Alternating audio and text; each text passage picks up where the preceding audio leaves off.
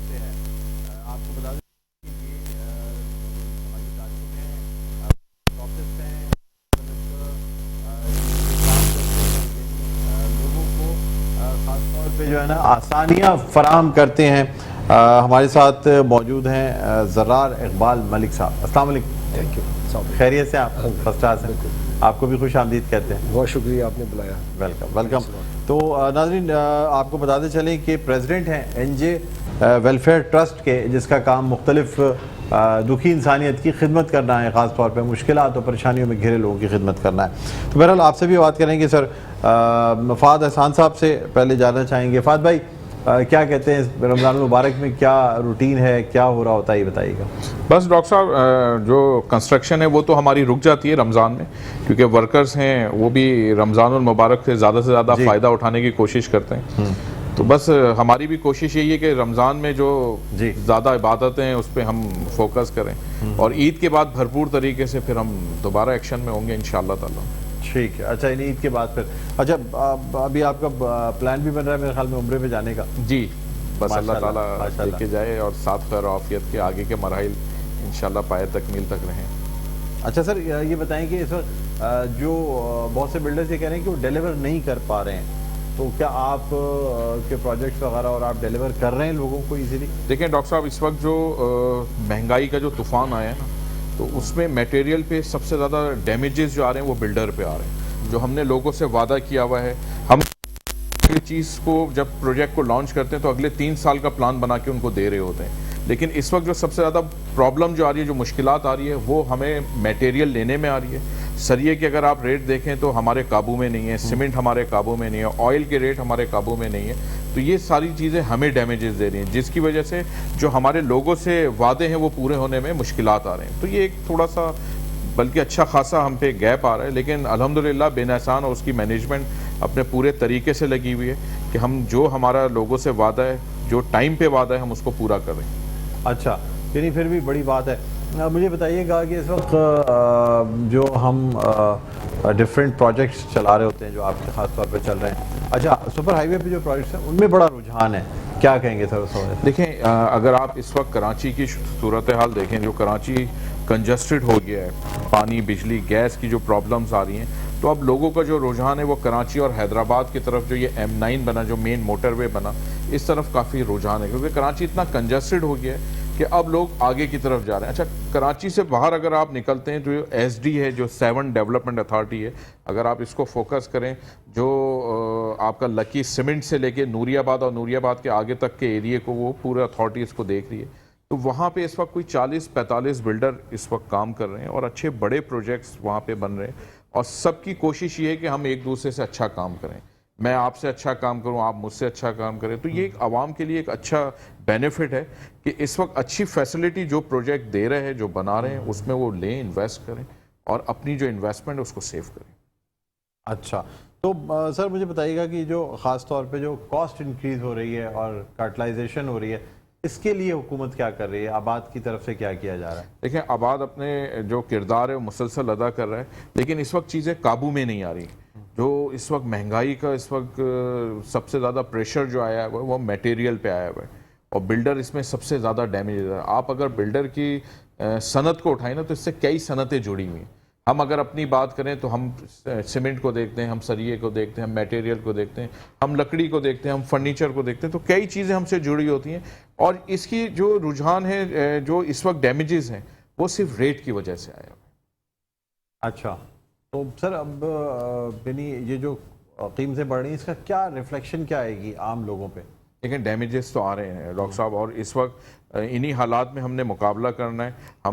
मैं 92 से कारोबार में हूँ, तो जब कराची के हालात होते थे उस वक्त भी हमने इन्हीं हालात में मुकाबला किया, लेकिन इस वक्त जो हालात हैं वो पाकिस्तान के सबसे नाजुक हालात में हैं, लेकिन इन्हीं हालात में हमने काम करना है, इन्हीं हालात में हमने लेके चलना है। चीज़ें जब बढ़ रही होती हैं तो हमारी चीज़ भी बढ़ रही होती है, वैल्यू बढ़ रही होती है। हम ये देखते हैं कि जो हमने 3 साल पहले ज़मीन उठा ली उसकी आज की क्या वैल्यू, या जिन्होंने 3 साल पहले इन्वेस्टमेंट कर ली आज वो किस इन्वेस्टमेंट पे खड़े हैं, या जो आज ले रहा है वो आने वाले वक्त में 3 साल में या 5 साल में वो कितना ग्रोथ करता है। तो ये बड़ी एक अहमियत है कि इस वक्त इन्वेस्टमेंट का सबसे अच्छा मौका है कि इस वक्त आप लोग जो हैं वो इस वक्त इन्वेस्ट करें, चीज़ों को देखें, जहां आपका दिल ठुके, जहां बेहतरी हो वहां इन्वेस्ट वहाँ पे इन्वेस्ट करें। ठीक है। अच्छा नाज़रीन, आपको भी बताते चले हमारा किचन भी जो है फात भाई अगर आप इजाज़त तो हम किचन पे भी जाना चाहेंगे और जो है ना वो हम देखेंगे कि हमारे आज के इफ्तार के पकवान में क्या पक रहा है। शेफ़ फरजाना अनवर जो है वो आज क्या बनाने जा रही हैं, क्योंकि जब मैंने देखा कि शेफ़ फरजाना अनवर जाने वाली हैं तो मैंने सोचा फ़ौरन ही अनाउंस कर दूँ और इनको फ़ौरन बुलवाऊँ कि मुझे बताएं क्या पक रहा है। जी शेफ़ फरजाना। वालेकुम अस्सलाम। आज बेक पार्लर है हमारे साथ, तो बेक पार्लर से रेसिपी बनाएंगे हम और साथ साथ हमारे साथ आपको काउंटर पे नजर आ रहे होंगे रेसिपी का कोई नाम तो होगा, जैसे बेक पार्लर रेसिपी बताएंगे। बेक पार्लर की हम बना रहे हैं बारबेक्यू मैकरोनी। बारबेक्यू मैकरोनी जी। अच्छा, ये पूरा पकी पकाई चीज़ें, यानी इसके अंदर जो है वो 2 in 1 जो रेसिपी मिक्स होता है। अच्छा हाँ, मैकरोनी भी है, इसके बाद इसका मतलब रेडी टू कुक वो जो साशे होता है स्पाइसेस का वो है। एक्स्ट्रा आपको कोई चीज़ इसमें डालने की ज़रूरत नहीं है, एक्स्ट्रा कोई चीज़, कोई मसाले नहीं जाएंगे, सारे उसी में ही ऐड होते हैं सब साशे। ठीक है। अच्छा फात भाई मुझे बताइएगा आपको को खाने किस टाइप के, नहीं ये जो पास्ता और चीज़ें होती हैं इसमें से पसंद है ये चीज़ें या नहीं? जी, जब मैम बता रही थी तो घर की तरफ ये रुझान जा रहा था कि ये बच्चों को बड़ा पसंद होता है कि इसमें कोई चीज़ मिक्सिंग नहीं होती, बस वो लेते हैं और उसके बाद फिर उनकी शुरुआत हो जाती है। तो पकाने का शौक़ है आपको? नहीं डॉक्टर साहब, पकाने से तो मैं काफ़ी दूर हूँ, बस बारबेक्यू वगैरह कर लेते हैं। जैसे प्रोग्राम होता है गवादर में हमारी एक्टिविटी रहती है, तो वहाँ पे एक फ़िश का हमारा सी फूड का एक बड़ा अच्छा वो रहता है, बारबेक्यू रहता है, लेकिन कभी ये इस तरह की कुकिंग में मैं नहीं जा सकता। अच्छा, नहीं जा सकते। ज़रार साहब आप मुझे बताइएगा कि क्या कोई कुकिंग का शौक़ रखते हैं? क्या मैं चाय बना सकता हूँ अच्छी। चाय अच्छी बना लेते हैं? दूध पत्ती वाली या फिर वो भी टी बैग वाली? नहीं, दूध पत्ती है। दूध पत्ती चाय अच्छी पीने का शौक है। अच्छा, तो अच्छी चाय मिल जाए तो ऑमलेट वगैरह कभी ट्राई किया? ऑमलेट बना सकता हूँ। ऑमलेट बनाते इतना कर सकते। ठीक है। तो इटालियन खाने ज़्यादा पसंद करते हैं कॉन्टिनेंटल या पाकिस्तानी? पाकिस्तानी पसंद करते हैं। ठीक है। फात भाई आप देसी खाने ज़्यादा पसंद करते हैं? डॉक्टर साहब, जो खाना पाकिस्तानी फूड में है ना, वो जो मज़ा पाकिस्तानी फूड में ना वो किसी चीज़ में नहीं। ठीक है, लेकिन हमारी शेफ़ की खास बात यही है हर चीज़ में एक पाकिस्तानी टच दे देती है। ठीक है ना जी। शेफ़ फरजाना आप इंग्रेडिएंट्स बताएं फिर स्टार्ट करें। अच्छा, आज जो हम बना रहे हैं बेक पार्लर से बारबेक्यू मैकरोनी, उसमें सबसे पहले मेरे पास चिकन है, बोनलेस चिकन 1/2 kg, और साथ साथ ऑयल इसमें जाएगा 1/4 कप। प्याज है एक बड़े साइज़ की जिसको मैंने चॉप कर लिया था। 1 टीस्पून लहसुन है चॉप्ड हुआ हुआ, और 2 टेबलस्पून हम इसमें मैदे का इस्तेमाल करेंगे। ठीक है। और यहाँ पे कढ़ाई है मेरे पास, इसमें मैं ऑयल शामिल करूँगी। ऑयल शामिल करने के बाद साथ साथ प्याज और लहसुन मैं इसमें शामिल कर दूंगी, और प्याज को आपने बहुत ज़्यादा ब्राउन नहीं करना है, सिर्फ सौटे करना है। जब प्याज हल्की सी सॉफ्ट हो जाएगी तो मैं इसमें क्या करूंगी, जो हमारे पास बोनलेस चिकन है वो शामिल करूंगी। वो शामिल करने के बाद बेक पार्लर का जो बारबेक्यू मसाला है वो हम इसमें शामिल करेंगे, अच्छा सा मिक्स करेंगे। मिक्स करने के बाद 2 टेबलस्पून मैं इसमें मैदा शामिल करूंगी, इसको अच्छा सा हमने मिक्स करना है। फिर 3 कप हमने इसमें या 3 ग्लास आपने इसमें पानी शामिल करना है। तो मैदा जब हम शामिल करेंगे तो उससे क्या होगा कि ग्रेवी में थोड़ी सी थिकनेस आ जाएगी, और पानी के साथ जब उसमें 3 कप पानी शामिल करेंगे तो एक अच्छी सी कंसिस्टेंसी बन जाएगी। साथ साथ इसमें से जो मैकरोनी का पैकेट निकलेगा उसके लिए पानी मैंने वहाँ पे बॉईल करने के लिए रख दिया है, और इसी में मैं आपके सामने बॉक्स खोल रही हूँ। और इसमें हमारे पास ये देखिए मैकरोनी का आपको ये पैकेट मिलेगा, साथ साथ इनका ये आपको मिलेगा साशे, ये दोनों मसाले के साशे जो हैं। अच्छा शेफ़, अभी हमें ब्रेक पे जाना होगा। ठीक है। एक जी शेफ़, ये हम आपकी रेसिपी जो है ना थोड़ी देर में दोबारा कंटिन्यू करेंगे। एक शॉर्ट ब्रेक है, ब्रेक के बाद हम दोबारा आपकी खिदमत में हाज़िर होते हैं। देखते रहिए हमारी खूबसूरत नशरियात रमज़ान अल करीम।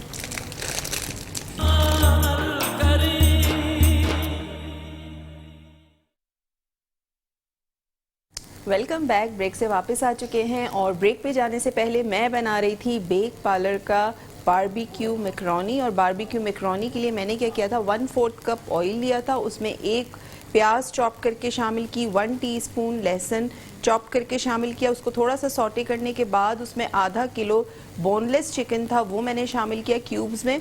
उसको अच्छा सा आपने फ्राई करना है कि उसका मॉइस्चर ख़त्म हो जाए, उसका कलर चेंज हो जाए। उसके बाद आपने क्या करना है, इसमें 2 टेबलस्पून मैदा शामिल करना है, उसको अच्छा सा मिक्स करना है। फिर इसमें से 2 साशे निकले थे, ये आपको नज़र आ रहे होंगे, देखिए मसाले के साशे, ये मैंने खोल के इसमें शामिल कर दिए थे। और 3 कप ऑफ वाटर मैंने इसमें शामिल किया था, अच्छा सा मिक्स किया, थोड़ी देर कुक किया, तो देखिए मैदा डालने से ये हुआ कि इसकी कंसिस्टेंसी जो है ये थोड़ी गाढ़ी गाढ़ी सी होगी। जब आपको लगे कि इस तरह से पकने लगे और इसमें गाढ़ापन आ जाए तो आपने क्या करना है, इसमें से जो मैक्रोनी हमने निकाल के बॉईल की थी ये सारी आपने इसमें शामिल कर देनी है। ठीक है, सारी बॉइल्ड मैक्रोनी आपने इसमें शामिल करके और अच्छा सा आपने इसको मिक्स करना है। और जैसे कि आपको पता है कि Bake Parlour the true pasta experts है, साथ साथ बेक पार्लर के पास्ता को ऑटोमेटिक इटालियन प्लांट के ज़रिए जो है वो मुख्तलिफ शेप्स में बनाया जाता है। 18 से शेप्स इनके दस्तयाब हैं मार्केट में।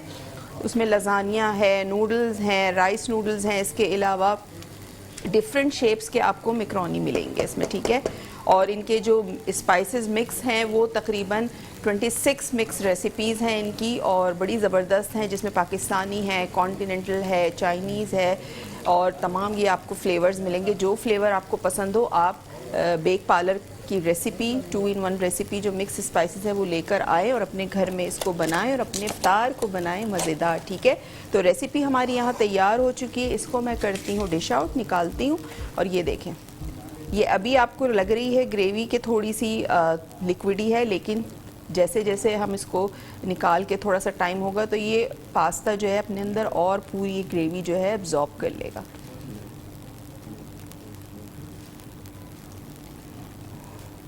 ठीक है, इस तरह से आपने इसको निकाल देना है।